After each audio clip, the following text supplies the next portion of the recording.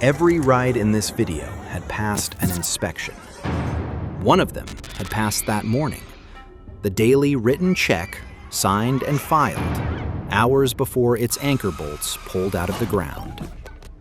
One had passed less than a month earlier, with no concerns noted, before it tore itself off its own axis with a camera rolling inside it.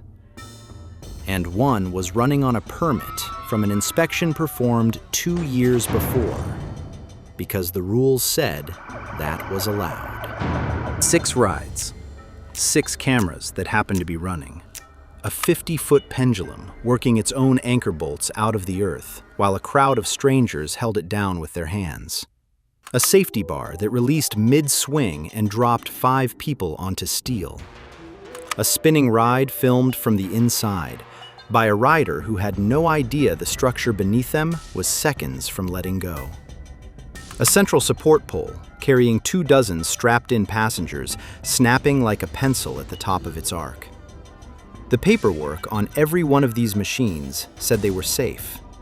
The footage says something different. And in one case, a collapse at a fair that no news archive could fully identify. The missing piece of the investigation didn't come from a government or a courtroom or a database. It came from the comments section of this channel. 6 inspections that found nothing. 6 cameras that found everything. This is Abandoned Thrills.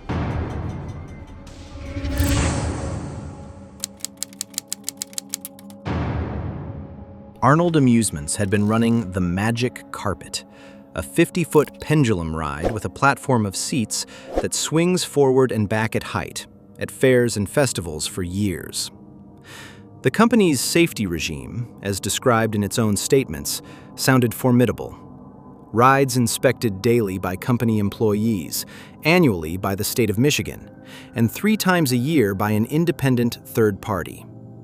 Hold that architecture in your head. 3 layers: daily, annual, independent. The National Cherry Festival was at full capacity.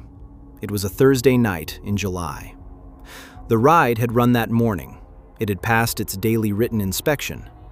Nobody at the festival was watching the Magic Carpet closely, until the base started moving.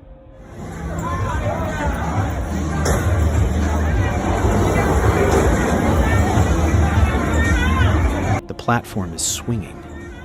And then, something in the footage is wrong. The base of the ride, which is anchored to the ground, is no longer flush with the ground. It's rocking. A witness named Joy Ogama described the sequence to a local station. A loud bang first, then a scraping sound, then the ride moving faster, then the whole structure rocking back and forth. The mounting that holds a 50-foot pendulum to the earth had come loose, and the ride's own momentum was working against it with every arc. The operator cut the power, and then jumped clear of the machine. The ride was still in motion. The passengers were still on it. What happened next is why this footage has been viewed more than 42 million times.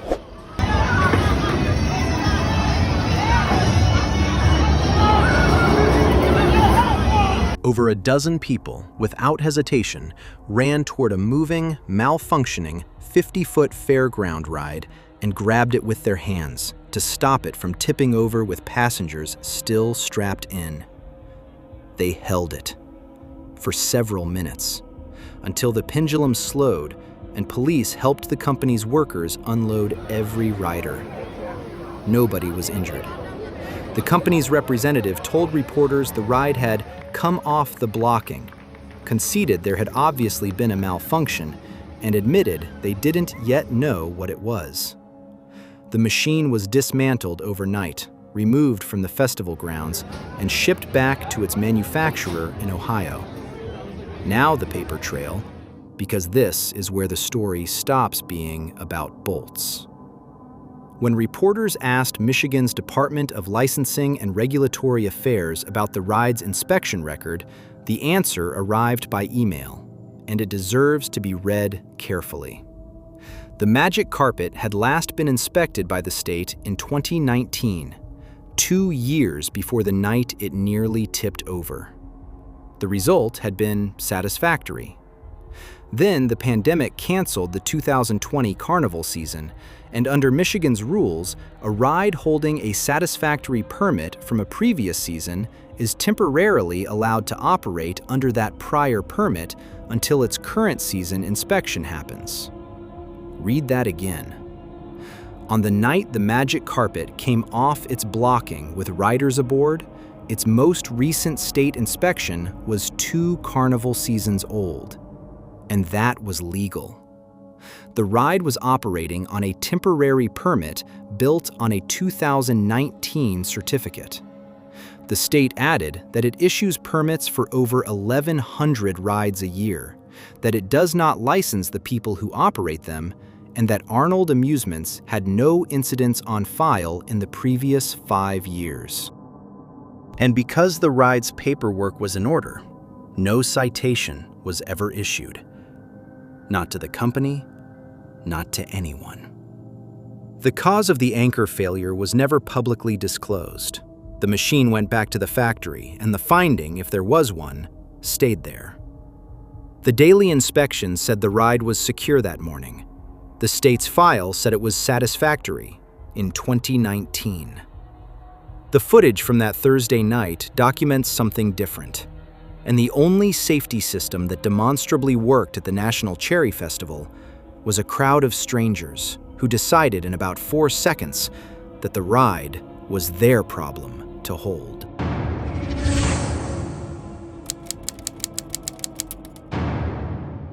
This story is different from everything else in this video, because the first time this channel told it, we couldn't finish it. When this footage was first investigated for this channel, it had no date, no city, no injury count, and no aftermath. Hours of searching. Every English language archive, every regional outlet accessible, every search combination produced a single trace. The clip had been picked up by News X, one of India's major national news channels, under a headline about a merry-go-round collapsing at an Indian fair and sparking outrage over ride safety. The footage was real. The details were a void.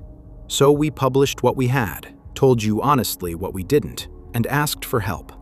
A viewer answered. In the comments, a viewer supplied what months of searching hadn't: a date, a district, and a description that matched the footage exactly.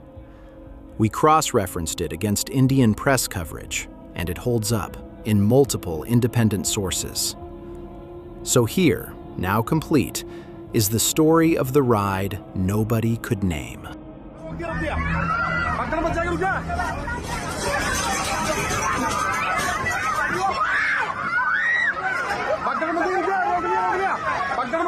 August 15th, 2025, India's Independence Day. A fair in Badlapur Tehsil in the Jaunpur district of Uttar Pradesh. The ride is a breakdance, a fairground standard found across the world. A rotating platform carrying counter-rotating arms, each arm carrying passenger carts that spin independently. The design's entire appeal is chaos in motion. Its entire safety case is that every one of those spinning parts stays attached to every other one. Mid-cycle, at speed, one of them didn't. A 2-person cart detached from the rotating platform. A young man and a woman were injured. Reporting from the scene describes the man being dragged along the loading deck before the ride could be brought to a stop. Both received immediate first aid, which press accounts credit with preventing more serious harm. The fairground descended into panic. The footage shows visitors rushing toward the wreck and away from it at the same time. And the video was everywhere within a day, reigniting a debate Indian media returns to after every one of these incidents. Fairs assembled overnight, rides erected without meaningful inspection requirements, no centralized authority responsible for what gets bolted together before tickets go on sale in the morning. Local authorities opened an investigation into the failure. Whether anyone was ultimately charged and what that investigation concluded has not surfaced in accessible reporting. In a regulatory environment with no national ride safety registry, findings often never surface at all. And the breakdance design itself has a wider file. Months earlier, a variant of the same style of ride collapsed mid-operation at a park in Brazil, ejecting 2 riders. Same concept, same failure mode, different continent. But here is what this story now proves, and why it leads the second act of this video. The information void around traveling fairs is not empty because nobody knows. It's empty because the people who know are never asked. A viewer of this channel closed a hole that a national news network's coverage and months of archive searching couldn't, with one comment. Somewhere, for every unidentified clip in every compilation on this platform, there is a person who was standing at that fairground. If you were, for this or any footage we cover, the comments are the most productive investigative tool this channel has. You've already proven it.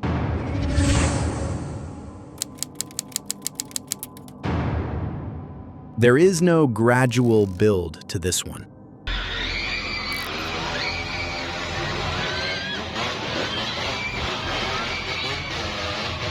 The footage opens on a pirate ship carnival ride, the standard swinging boat, riders seated in rows, and the ride is on fire. Not smoldering, on fire. The boat is still swinging as the flames spread, because a pendulum carrying that much mass cannot stop instantly, no matter what is burning on it.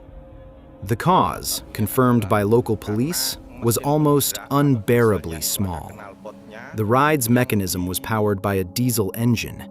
At some point, someone had draped a cloth over the engine housing to muffle the noise. Nothing in the ride's operational documentation listed that cloth. No inspection protocol had a line item for it.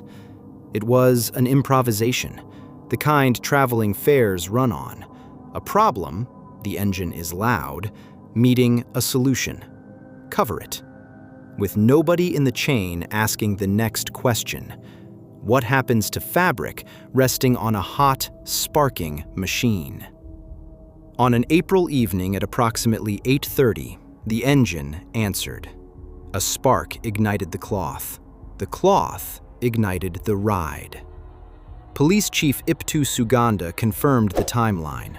Fire at roughly 8:30, subsequently extinguished. Riders fled as it grew, and the footage captures the precise interval between the fire starting and the last rider getting clear. An interval in which, if anyone had moved more slowly or the fire had moved faster, this would be a very different story. No deaths were confirmed.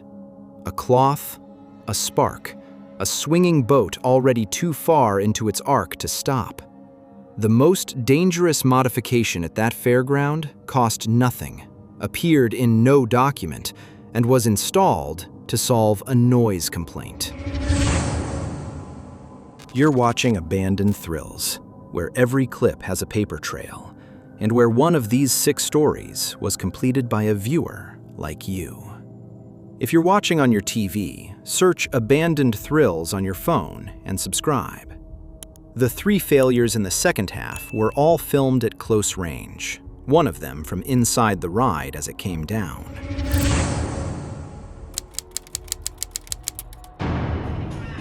The Crazy Wave was a cliffhanger-style ride at a traveling fair in Jaunpur.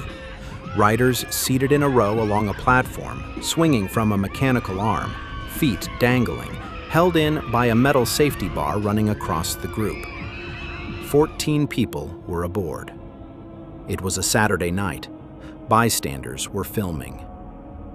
The person at the controls that evening was a 30-year-old named Ake. He was not the operator.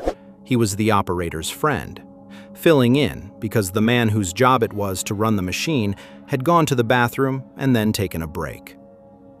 What Ake told police afterward is one of the most honest statements in the history of amusement ride failures, and it convicts an entire staffing culture in 4 sentences.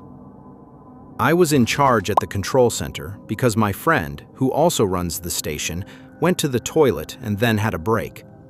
I want to apologize to the people who were hurt and their family, but I did not know much about the machine, so I did not check anything before I started it. I did not know much about the machine, so I did not check anything before I started it.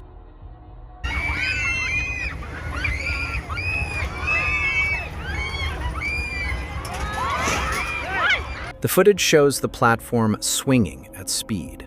Then, on one arc, the safety bar releases on one side, and 5 people leave the platform simultaneously. They strike the steel structure and the ground below. Bystanders scatter. One of them, a young boy, is thrown completely over the perimeter barrier, lands on the far side, and stands up with blood visible on his face, disoriented, but alive. A 13-year-old girl suffered a broken leg and was transported to hospital. 4 others were injured. All 5 survived. Police closed the fairground and opened an investigation into the owner's operating license, because the questions here were never really about Ake. Ake was the last domino. The safety bar had not been checked before dispatch. The man who admitted that was never trained to check it. And the system that put him at the controls was a fairground where the difference between a qualified operator and an unqualified one was a bathroom break. 14 passengers were riding a machine whose restraint system's final verification was performed by no one. The fair's license went under investigation. The footage went around the world. And the industry lesson it documents costs nothing to fix and keeps not being fixed. A ride is only as safe as whoever happens to be standing at its controls when the platform starts to swing.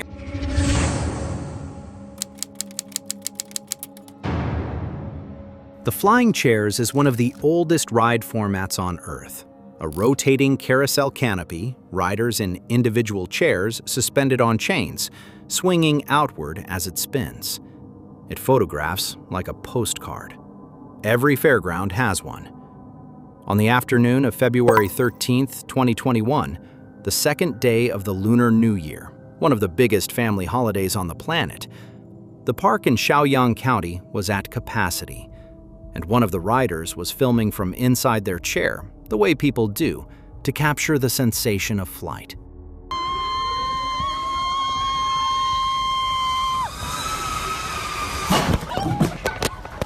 This footage is unlike anything else in this video. It begins as the most ordinary ride video imaginable. The swing of the chair, the ground below, the hum of the carousel. And then, within seconds, the ground is no longer below the camera. It is beside it, then above it. The entire rotating structure has come apart from its axis and is going down. And the person filming is going down inside it. 16 people were injured, 3 seriously. And a detail from the witness accounts tells you how far the failure reached beyond the ride itself. A local resident told Beijing News that the ride gathered speed, going faster and faster before it fell, and that most of the injured were onlookers, people standing nearby, watching. Fortunately, we ran away quickly, the witness said. Otherwise, we would have been hit as well. The Chinese government's investigation produced a finding, and the finding is the story. A faulty switch caused the ride to accelerate beyond its operating parameters, faster and faster, exactly as the witness described, until the structure failed under its own momentum. The machine wasn't destroyed by a defect in its steel. It was destroyed by a defect in the component that was supposed to tell it when to stop. And the inspection record? The park had undergone safety checks less than a month before the incident. Those checks found no concerns. Whatever process examined that ride in January did not ask the question that mattered in February. What happens when the switch fails and the machine keeps accelerating? The answer arrived on the second day of the Lunar New Year, at capacity, and it was filmed by someone who had no warning, because no inspection had given them one. The camera captured what the safety checks hadn't: the exact moment a mechanical failure became a structural collapse from the inside.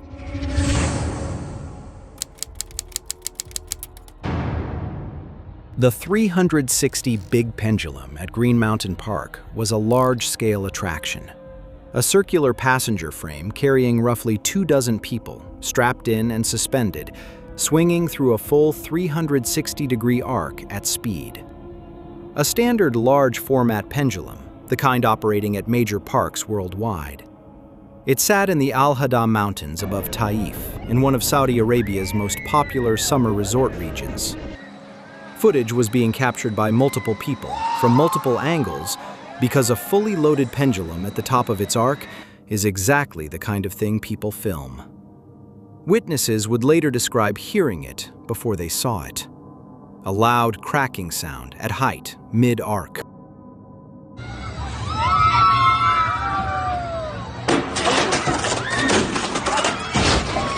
Then, the central pole, the single component the entire rotating passenger frame was mounted on, snapped at the midpoint. The footage, verified by CNN and broadcast internationally, shows the carrier section, passengers still strapped aboard, swinging into the remaining section of the pole before crashing to the ground. Witnesses reported the broken pole recoiling at speed and striking people standing near the ride.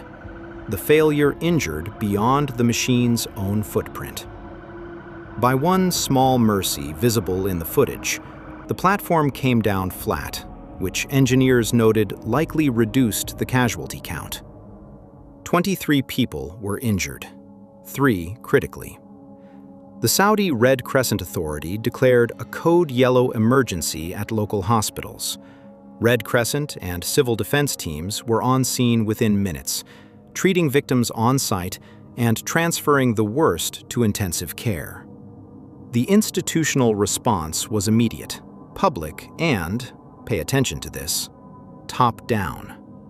The governor of Taif, Prince Saud bin Nahar, ordered the entire park closed the same day, chaired an emergency meeting of every relevant authority, visited the injured in hospital, pledged accountability, and directed officials to submit the investigation's findings without delay. Inspection teams were dispatched to assess every remaining ride in the park. Authorities began reviewing the park's licensing and operational procedures to establish whether the ride had passed recent safety checks, and preliminary findings were promised within days. That was July 30th, 2025. As of the production of this video, no final public finding has been released. What caused a central support pole, a component whose entire job is to never fail, to fracture under a passenger load it was designed to carry remains, officially, an open question. And the regulatory backdrop matters. In parts of the Gulf region, ride oversight leans heavily on private inspection contractors and operator self-regulation, rather than the kind of state inspection regimes, however imperfect, you've seen fail in the other 5 stories. When self-regulation fails, there is often no independent file to open afterward. The park was at full operation. The ride was mid-cycle, within its normal arc, and then the pole that everything else depended on was no longer there. 23 families are still waiting to be told why. 6 cameras, 6 moments when the footage captured what the safety record didn't. At the National Cherry Festival in Traverse City, a crowd of strangers ran toward a malfunctioning ride and held it with their hands while the passengers were still on it. The daily inspection that morning found nothing wrong, and the state inspection it was legally operating under was 2 years old. In Jaunpur, a cart detached from a spinning ride on India's Independence Day, and a man was dragged along the loading deck. For months, the incident had no name, no date, and no place, until a viewer of this channel supplied all 3, and the reporting confirmed every detail. In Indonesia, A cloth placed over an engine to reduce noise caught a spark, and a pirate ship was burning before anyone had time to stop it swinging. The cloth appeared in no documentation anywhere. In Thailand, a substitute operator who told police he didn't know the machine dispatched 14 passengers without checking the safety bar. 5 of them were ejected mid-swing. In Hunan province, a rider filmed the collapse of the structure they were sitting in, from inside it as it happened. The ride had passed its safety checks less than a month earlier. The checks found no concerns. And in Taif, a central support pole snapped at height with 24 people strapped to it. 23 were injured, 3 critically.